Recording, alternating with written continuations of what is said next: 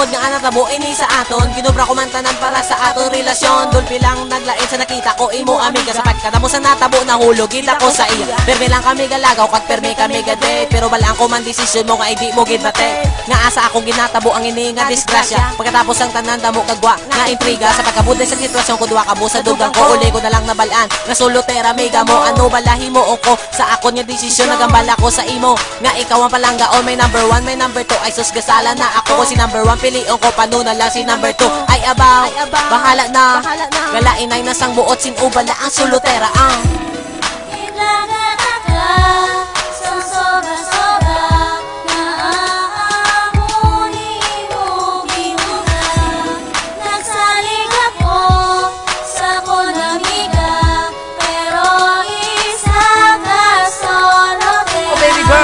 palangga tagi ka pero amiga mo ang may diferensya. Sa dugay naman yung danay nadalaya pa ako wala o kabalo. Ako ang nainganyo pero subong ikaw ang pili ko, ikaw ang original. Ikaduwa lang amiga mo. Kung ano nakita ko sa imo nakita ko man sa iya. Nakibot lang ako pareho mo nga duwa.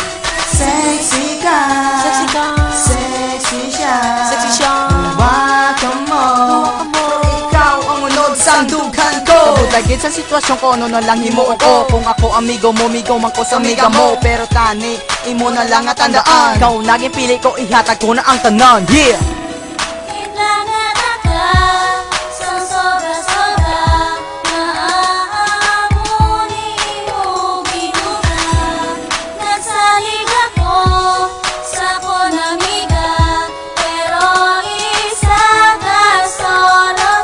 Ano na lang ini, padayon na tapabala. Sino man sa inyo nga duwa tuod kong gid nga miga. Handa na kong ato bangon, kag pilion tagig kate. Kung napilitan nakapano na lang to ang isa. May luyag ko sa imo, kag may luyag man ko sa iya. Kung ginagaw yaman ko kag isaman sa kasulotera plaga ta ka. Pag palangga ko man sa ano ay hanimuon ko. Sino gid sa inyo nga duwa.